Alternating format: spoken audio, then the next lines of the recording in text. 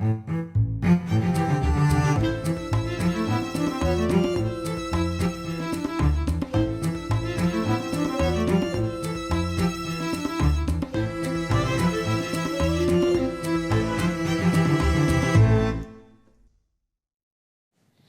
I'm Micah Halpern. Thank you for joining me today as I do some thinking out loud. Our first segment is called Background Briefing. The first thing I've been thinking about is Israel's relations with her Arab neighbors. Prime Minister Benjamin Netanyahu has, for the first time, openly and very casually, revealed that Israel and many Arab leaders have an open and ongoing dialogue. That's revolutionary, even transformative. The recently released transcript of a press conference that the Israeli Prime Minister held last month has him clearly stating, quote, "The initiative that I'm referring to are regional initiatives, meaning aided by the Arab countries in the region to reach a real deal with the Palestinians," unquote. In other words, Netanyahu is clearly saying that he had spoken to not one or two, but several Middle East leaders in the last few hours preceding the press conference. And by extension, he will continue his dialogues with these leaders in the very near future. Knowing that there are ongoing discussions between Israel and the leaders of the Arab and Muslim states is a very big deal. And not just any leaders. Netanyahu was referring to the Saudi crown, who doubles as defense minister of Saudi Arabia. He was referring to the leader of the United Arab Emirates. He was referring to the president of Egypt. And he was referring to the king of Jordan. He was talking to them about multiple topics, not only about efforts to create a solution with the Palestinians.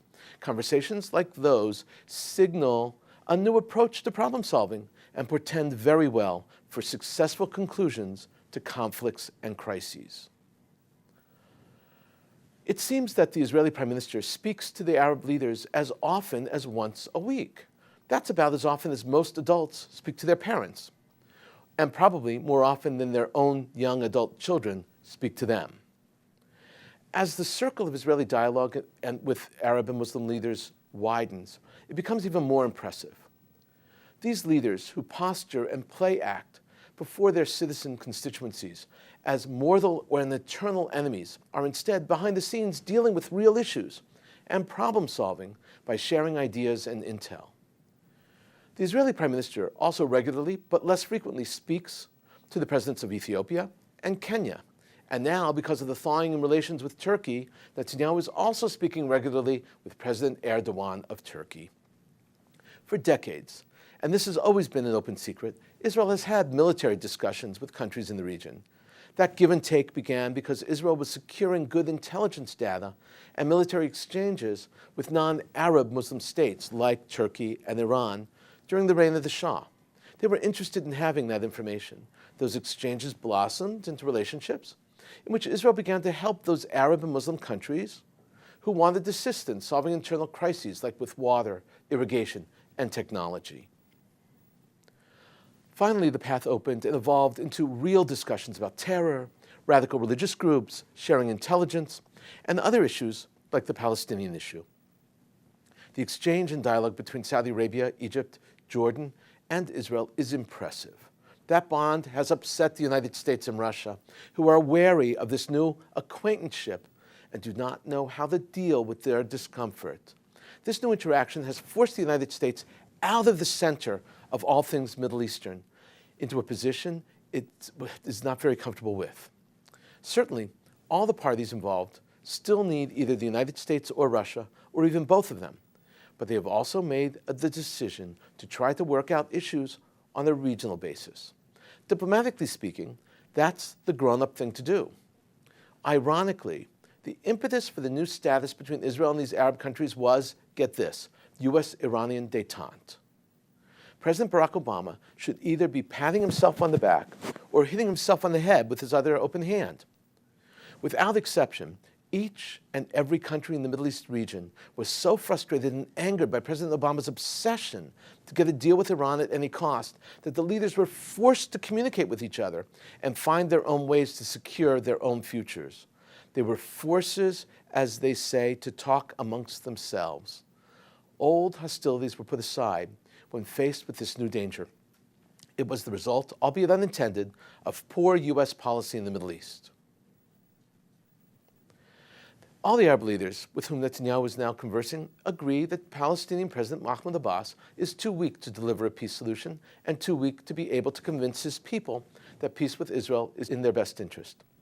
But if the other Arabs and the leaders of the Arab world can come to and sign off on a peace deal, that will have the gravitas necessary to secure a real and lasting new solution between the Palestinians and the Israelis. Arab and Muslim leaders can force the Palestinians to do what neither the United States nor the international community could ever force them to do. This new dialogue is devastating to U.S. involvement, but this time around, it's not all about the United States of America. This time it's about the Middle East, about the countries that live in the region, not about those who just pass through and impose their own will.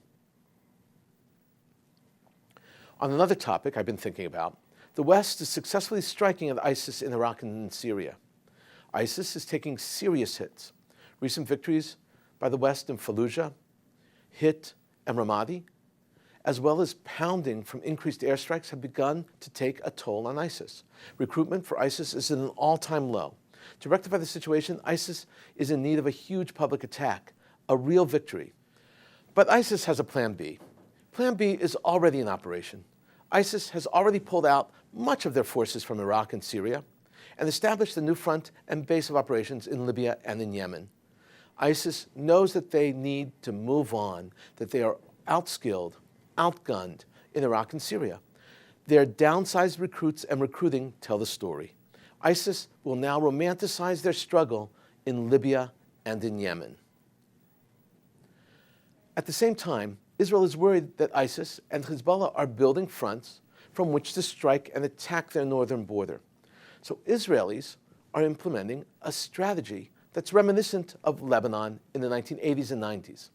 Israel has created and is now expanding a liaison unit for their northern border. That job and the job of the liaison unit is to reach out and create positive and essential relations with villagers and leaders in Syria. So far, it has been very effective. Locals have informed upon and even convinced ISIS, Al-Qaeda, and Hezbollah not to attack Israel. Since the conflict in Syria began, thousands of wounded Syrians have been picked up by the IDF inside Syria and brought to Israeli hospitals. The wounded are treated, healed, and then sent back into Syria. These people have become important liaisons too. When Israel carried out this plan in southern Lebanon, it began with humanitarian aid and healthcare, and then moved to helping the locals fight for themselves. Eventually, the southern Lebanese militia was actually under the authority of the head of Israel's northern command. That situation created a safer Israel until it all collapsed. Coming up next, points of view. Here's what some important voices have been talking about. I want to discuss two columns today. The first from the New York Post, and the second from Arutz Sheva. First up is a column by Benny Avni. It was published in the New York Post on June 7th online and June 8th in print. The print headline reads, "Want peace? ? Ignore Paris, look to Cairo." The online headline reads, "Look where the reaction is on the Middle East," unquote. Honestly, the online headline does not convey the thesis that Avni is presenting. Avni is arguing that the Paris conference that was convened to solve the Israeli-Palestinian conflict failed, if for no other reason, because the Israelis and Palestinians were not even there. Avni begins with a little tongue-in-cheek humor. Forget Paris. The path to Middle East peace goes through Cairo, with a possible stop in Riyadh. Over the weekend, French President François Hollande summoned foreign ministers from the entire world to Paris to promote the relaunching of Israeli-Palestinian negotiations. Actually, not the entire world. Palestinians and Israelis weren't invited. Hollande is still under the illusion that solving the Israeli-Palestinian impasse will ease Mideast tensions, never mind the real, unrelated drama, Syrian carnage, apocalyptic Libyan chaos, Yemen's collapse, growing Iranian belligerence. Hey, Arabs and Jews grab headlines, and politicians love headlines. So off they went to Paris. World diplomats watched the Seine rise and issued a communiqué. They continue those efforts, perhaps at the United Nations later this year. Next, Avni quotes an expert saying that international pressure will not be effective at pressuring the parties into an agreement. Here's what he says. The French initiative is probably going nowhere, Ilan Goldenberg, until recently President Obama's close advisor on Palestinian-Israeli issues, told me. Trying to force peace on Israelis and Palestinians through international pressure is a waste of time, he said, adding, Sisi's initiative is more significant.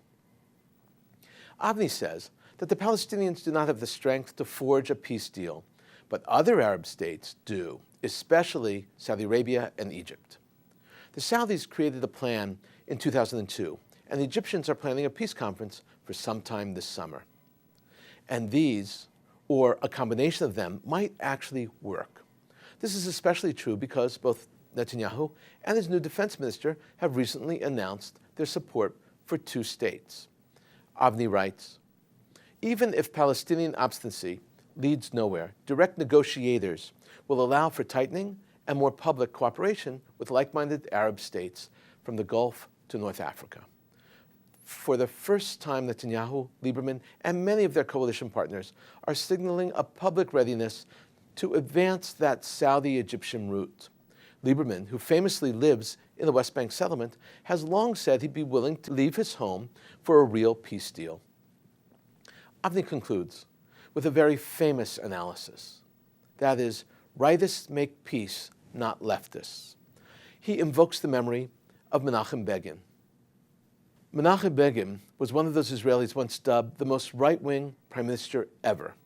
Yet he signed Israel's first peace treaty with an Arab state, the Camp David Accords with Egypt in 1979. Can Netanyahu preside over a similar breakthrough, widening Israel's circle of allies and ending Arab hostility toward the Jewish state? Maybe. Either way, the time's ripe. So if you're a betting person, put some chips on quiet regional diplomacy. Even more importantly, avoid cliché-ridden, loud, world-encompassing French initiatives. At best, they're just hot air. At worst, they'll kill any progress towards a breakthrough. Avni is correct, and I would add, the Western politicians will of course take credit for it. Now we must wait and see what happens during the summer and the Egyptian peace conference. Second up is a column from Arutz Sheva, or in English, Israel National News. Arutz Sheva is a strong voice of the religious Zionist community. It was an illegal station for a while, but is now one of the mainstays of the legal radio waves throughout Israel. Their website is very popular, and they have an English version. This column comes from the English website. It was also reprinted in the American Thinker. The author's name is Stephen Kruger. He's a lawyer who lives in Hong Kong, and he's writing about the ugly face of Jew hatred there. The descriptions of anti-Jewish insults that he describes receiving daily are hair-raising and truly frightening. This is especially true given the fact that Hong Kong is such a center for Jewish and Israeli business. Here is how Kruger begins his column. Hong Kong is a city of nearly 8 million people. Modern, good intra-urban railway mass transit, good bus service, reasonably good governmental public schools, and reasonably honest government. People in extreme poverty live in cage housing, flats subdivided into small spaces, formed by vertical steel rods. Each space has room for a mattress and some possessions, one toilet for a dozen or more people. Food is expensive. Many people work long hours in jobs that pay modest salaries. Add Jew hatred to the list of societal shortcomings. I prefer Jew hatred and Judaism hatred to anti-Semitism, a misnomer. I agree with Kruger. He's correct. Jew hatred is a better term. There's no science of anti-Semitism in Hong Kong, as was the case, let's say, in Europe during the Nazis. This is real hatred of Jews. They simply hate Jews. Listen to these descriptions. Kruger writes, the expressions are varied, covering the nose with a hand, translation, Jews smell, scratching the torso and under an arm, translation, Jews are apes, gasping the throat with a hand, translation, will murder you, Putting a finger into your nostril, translation, blank you. Putting a finger into an ear, same translation. Then Kruger describes the Nazi-like salute given him as a stranger walks down the block in his direction. One day, last week, I was honored with an arm and a hand extended stiffly downwards at an angle of 45 degrees. Translation, it was a 90-degree variation of the Nazi salute, in which an arm and hand are extended stiffly upward at an angle of 45 degrees. The saluter walked as he saluted. He did not stand at attention, yet the salute was maintained at a constant angle. Clearly a salute had been practiced. The budding Nazi was a Chinese kid. He looked 16 or 17. Kruger also describes what happens on the buses and in the parks. Almost everywhere, Kruger is running into these actions, not words, actions that are so anti-Jewish. Listen to what happens when he gets on a bus. Once, on the bus, a good-looking Chinese woman, about 25 years old, held her nose as I walked up the aisle to get a seat. I held my nose, and I put my face close to hers. She was mortified. He now describes other gestures that are great insults, but he does not know from where they derive. He says that other forms of expression are unclear to me, using a hand to pluck several times at a t-shirt, a complex movement of a hand across the stomach. Ignoring expressions of Jew hatred doesn't reduce the number of the expressions. My mimicking of expressions doesn't reduce the number of the expressions. It's wearing to mimic expressions of Jew hatred 30 or 40 or 50 times a day. Wow. This is beyond our conceptual understanding. How is it possible that in 2016, this is how Jews are greeted in Hong Kong, or for that matter, anywhere? But the stories are true. Kruger concludes that it is essential for Jews to find a safe haven, and that they are fewer and fewer. He concludes, yet it's time to pack my bags and leave. My travel destination will be a haven for Jews, but havens are few. Growing anti-Jew storm in the world will cause some of the contemporary havens to deteriorate, and will cause other contemporary havens to disappear. That was really powerful and so scary. Coming up, commentary through cartoons where pictures tell the story. Today I want to show you 3 cartoons. All are from the international press. One from the Netherlands, one from Israel, and one from Jordan. It's getting very difficult to mine US media and find cartoons that are not related in some way to the presidential election. I say this every week, but it's getting harder and harder every week. But thankfully, I have access to the international press. We should note that they too are obsessed with the US election, but they are also still covering and lampooning other things that happen in the world. This first cartoon is from the Netherlands and is by Joep Bertrams, the Netherlands. It was published on June 7th, 2016. It's called New Tactics. The gist of the cartoon is that ISIS is executing itself. An ISIS fighter is on his knees, holding his head up with his left hand so that his neck is exposed. In his right hand is his short sword, and it looks as though he is about to cut his own head off. The artist is saying in this image that he believes that ISIS is at the end and that they are killing themselves, or better, self-destructing. Next up is a cartoon by Yaakov Kirshen. Kirshen is dry bones. He's originally from New York City and now lives in Jerusalem.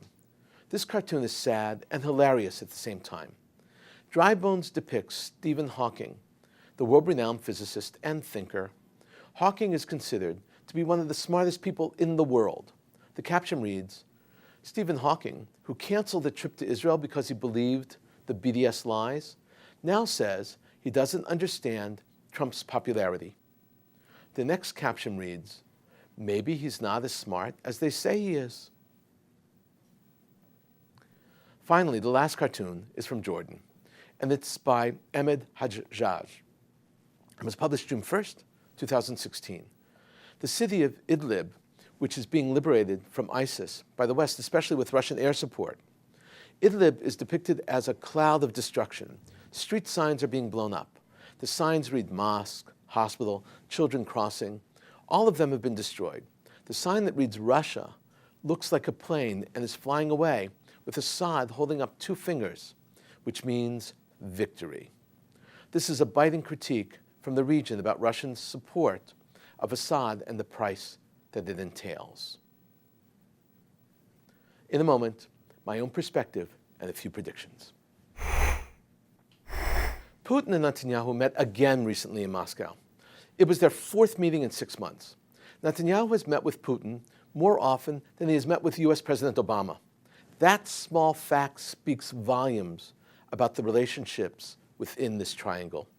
Unlike the emergency meeting on the eve of Passover, Netanyahu ran to Russia to clarify and correct some communication problems with Russia and Israeli air forces. This meeting was more diplomatic. The trip involved meeting the Jewish community.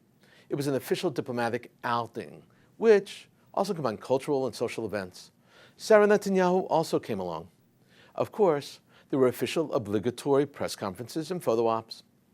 Putin wants to be a major player, a force in the Middle East. He has set up operations in Syria and is continuing his effort to expand his influence. In order to be effective, Putin needs a very good and strong working relationship with Israel. That is now his mission. The IDF has allowed the publication of a report on the arrest of a 17-year-old Palestinian boy from Gaza to go public. He was a tunnel digger, the third Hamas tunnel digger to be arrested by Israel in the last few weeks. The 17-year-old was also arrested last month after he infiltrated into Israel. The boy had no weapons, but he was a treasure trove of information about Hamas, especially their tunnels. The boy told his interrogators about his training, about the purpose and design of the tunnels. He described how the exits are all situated around schools and mosques. This we all knew. It was just confirmation. But much more information was gleaned from the interrogations. The terrorists had no contact with the other two tunnel diggers, who are also in Israeli custody. There was clearly a large cadre of tunnel diggers, and they spread throughout Gaza. The big mystery is why these three Gazans crossed the border. What did they hope to accomplish? In the case of this young boy, he had no weapons and no direction. He was caught upon his exit. It is entirely possible that these boys are dupes sent over by Hamas to test the response time of Israel to a border crossing, like the proverbial canary in the tunnel. You can never tell when dealing with Hamas, and you can never be too careful. Hamas leaders are very casual about using their people as human guinea pigs. Several days ago, India and Iran signed a groundbreaking set of agreements, 12 sets of agreements in all. They agreed to fight terror, radicalism, drug trafficking, cyber terror, and other social ills. They agreed to share intelligence and to work together. The agreements were signed in Tehran by Iranian Prime Minister Rouhani and Indian Prime Minister Modi. The jewel in the crown of the agreements was that India and Iran were mutually to develop the Chabahar port. Chabahar is located in the south of Iran, outside the Persian Gulf.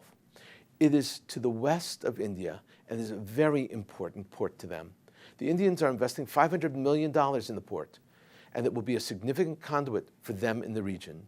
India hopes that this will be a start of a bi- or tri-level transit. If it all works out, the third party to this agreement will be Afghanistan. This new deal shows just how eager countries are to get Iran back up and running. This deal with India illustrates how Iran can easily become a major player, not just in the region, but also in Asia. And that is a significant part of Iran's long-term goal. We've been thinking out loud about a lot today. Now that you know what I've been thinking, let me know what you're thinking. Email me at micah@jbstv.org, tweet me at Micah Halpern, tell me what you think. Before we end, let me leave you with one piquant piece of information. Did you know that there's a long history of tunnel warfare across the Middle East? It's very important for us to see this. There's no real defense against tunnels other than to discover their entrances and exits. In history, tunnels were used as escapes, as tools to bring in food. One of the first tunnels used, period, was by King David and his warriors to conquer the Canaanite city of Jebus, which later he renames as Jerusalem. During the time of Rabbi Akiva and Bar Kokhba, the Jews used tunnels to fight the Romans. Remember that story from the Passover Haggadah, when the rabbis were sitting all night and did not know that the sun had risen because they were studying so hard until their students came in to tell them that it was time to say the morning Shema? The rabbis were probably in a tunnel for safety. And during the time of the Maccabees, tunnels were also used against the Syrian Greeks. Tunnels were used across the world. The unsung heroes of the Warsaw Ghetto were the children who used tunnels in Warsaw to smuggle in food and weapons to help the ghetto and the ghetto fighters. Thank you for thinking out loud with me, Micah Halpern. Let's think out loud again next week on JBS.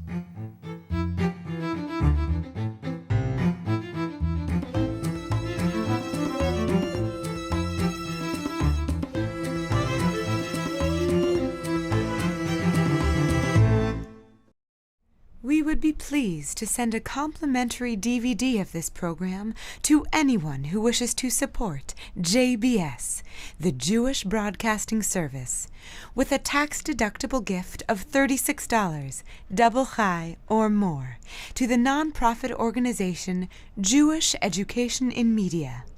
Simply visit the JBS homepage and click on the Donate button to make a donation by PayPal or your credit card. And please indicate the program for which you would like a DVD. Or you can send your tax-deductible check made out to Jem, Post Office Box 180, Riverdale Station, Bronx, New York 10471. And again, please remember to indicate which program you would like to receive with our compliments. And we thank you for your kind support.